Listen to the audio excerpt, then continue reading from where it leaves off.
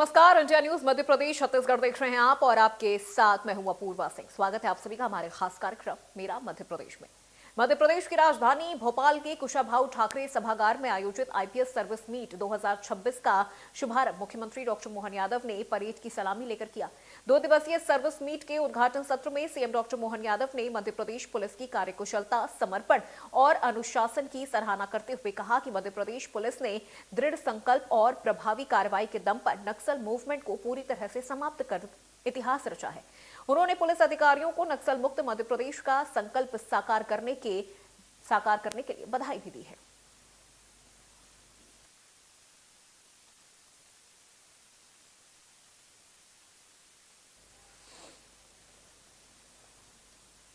तो वहीं भोपाल के भेल दशहरा मैदान में आयोजित मध्य प्रदेश पंचायत सचिव महासम्मेलन में मुख्यमंत्री मोहन यादव ने ग्राम पंचायत सचिवों के लिए कई बड़े ऐलान किए हैं। सीएम ने पंचायत सचिवों की मांगों को पूरा करने का ऐलान करते हुए मुख्यमंत्री मोहन यादव ने कहा कि अब राज्य सरकार ने पंचायत सचिवों की आयु सीमा 62 वर्ष कर दी है। 13 सितंबर 2023 से 7वें वेतनमान के आदेश जारी कर दिए हैं। हम विशेष भत्ता भी देंगे। मुख्यमंत्री मोहन यादव ने कहा कि अब से प्रदेश सरकार 1.5 लाख रुपए नहीं लेगी।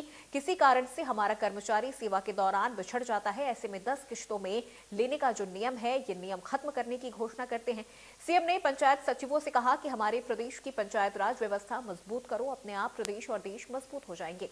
यदि हम भगवान राम जी के काल को याद करेंगे तो भगवान राम जी के सारे असंभव से असंभव काम हनुमान जी करते थे, वो हमारे पंचायत सचिव कर रहे हैं। सरकार की बात हितग्राहियों तक पंचायत सचिव पहुंचाते हैं। इंटरनेट के जमाने में भी गांव-गांव तक बात पंचायत सचिव पहुंचाते हैं। सीएम ने बड़ी घोषणा करते हुए कहा कि जिला कैडर का गठन किया जा रहा है। वृंदावन गांव योजना पंचायत सचिव के माध्यम से होगी और हर पंचायत में समुदाय भवन, पंचायत भवन बनाए जाएंगे। एक पंचायत इकाई के माध्यम से सच में आने वाले समय में भी और हमारी सरकार इस पे काम कर रही है। माननीय मंत्री जी के माध्यम से भी सभी क्षेत्रों में धीरे धीरे करें। इसलिए ये हमने अलग अलग श्रेणियों के अलग अलग वर्ष बनाए और आने वाले समय में ये जो वर्ष किसान कल्याण वर्ष, इसमें आपके लिए और बड़ी संभावना काम की रहने वाली, जिसके आधार पर हमने 16 अलग अलग मंत्रालयों को कृषि वर्ष या किसान कल्याण वर्ष में केवल एक डिपार्टमेंट नहीं, उसमें सारे डिपार्टमेंट समाहित सारे प्रकार से विचार करें कि आप किसान के कल्याण की बात कर रहे हैं तो वहां हम पशुपालन विभाग भी देख रहे हैं, मत्स्य पालन भी देख रहे हैं, हार्टिकल्चर, एग्रीकल्चर, सहकारिता, ऊर्जा, नवकरणीय ऊर्जा, अपनी एमएसएमई इकाई, सब प्रकार के लघु कुटीर उद्योग, सारे क्षेत्रों में समान रूप से आगे बढ़ने के लिए सभी को जोड़ करके जब हम काम करने की बात करते तो सब में बड़ा रोल फिर पंचायत सचिव का आता है।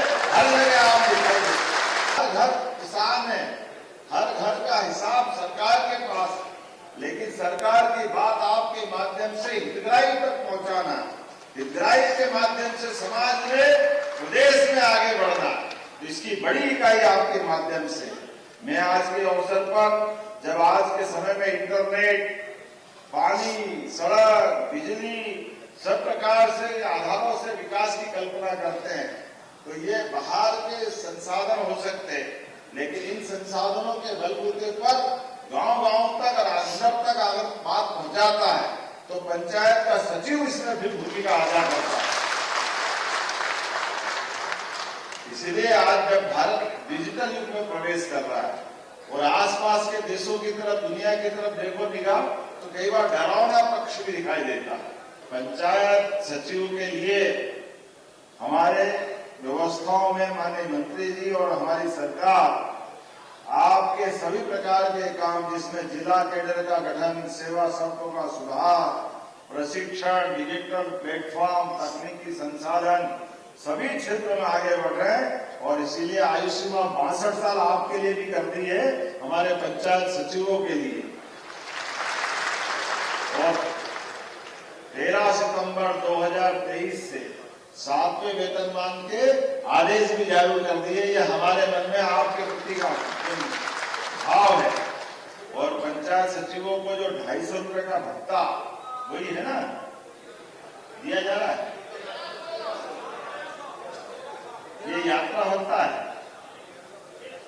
विशेष भत्ता। चलो विशेष भत्ता भी देंगे, चलो जो मर्जी आए दो, अब क्या राम जी की दुनिया राम जी है। और ये जो 1.5 लाख देने की बात करते हैं, वो 1.5 लाख भी नहीं लेंगे, छोड़ देंगे, ये पक्का है।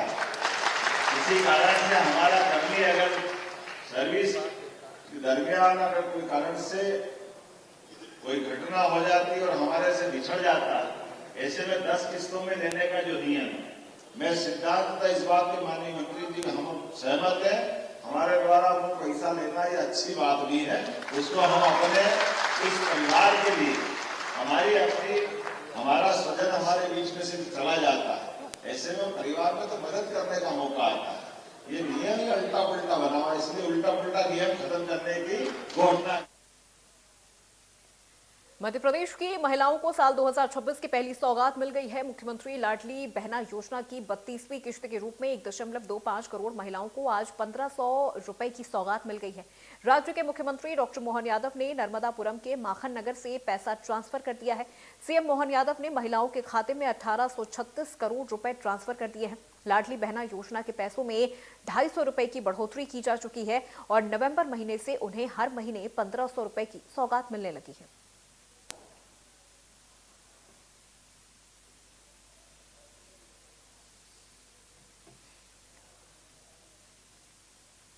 तो आपको बता दें कि लाडली बहना योजना की 32वीं किश्त जारी कर दी गई है। 1.25 करोड़ महिलाओं को आज 1500 रुपए की जो सौगात है वो दे दी गई है। मुख्यमंत्री डॉक्टर मोहन यादव ने लाडली बहनों को ये सौगात दी है।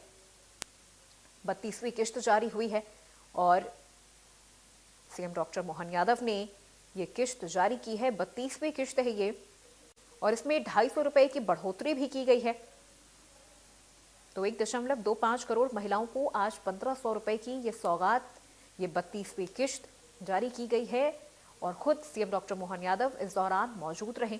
उनका कहना है कि इस किश्त से न सिर्फ बहनें आत्मनिर्भर होंगी बल्कि वो सशक्त भी होंगी।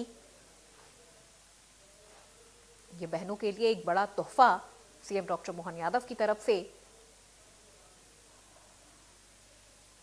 जहां उन्होंने 1.25 करोड़ महिलाओं के खातों में 1500 रुपए की ये किश्त जारी की है।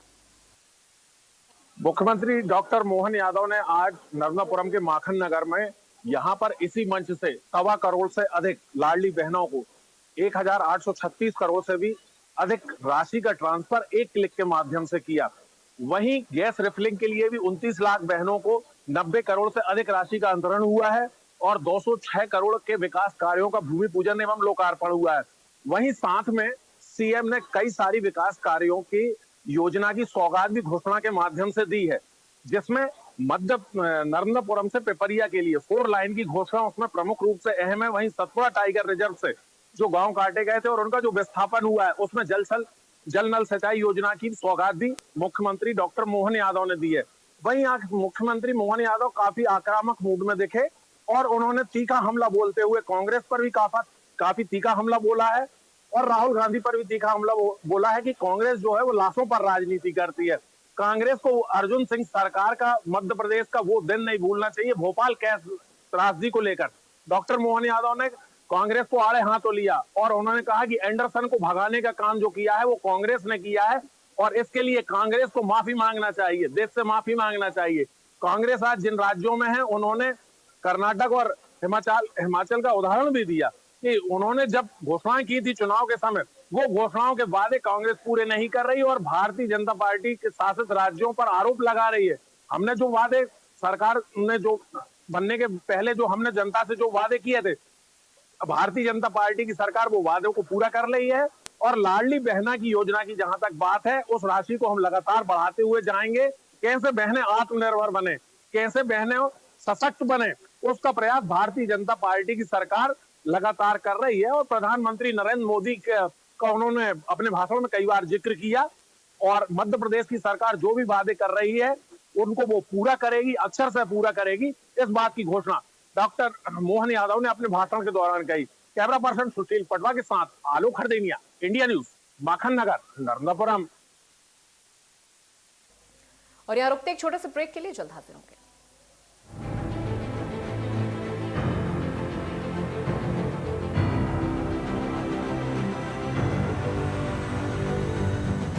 लाल रंग इसका अपार, तीखा कम है।